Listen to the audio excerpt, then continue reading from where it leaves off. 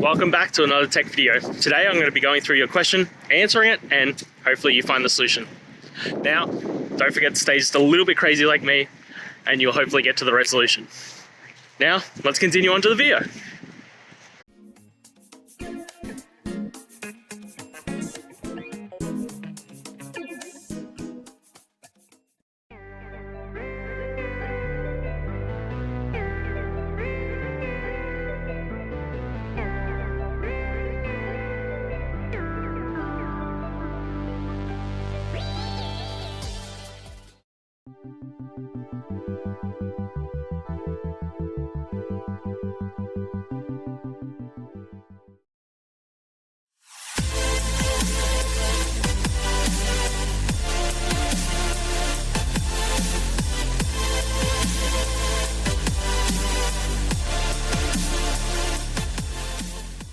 And that's it, guys. I hope those questions and answers really helped solve that solution for you.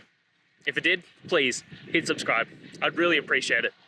Now, until you need next technical video, I'll be here. Have a good one.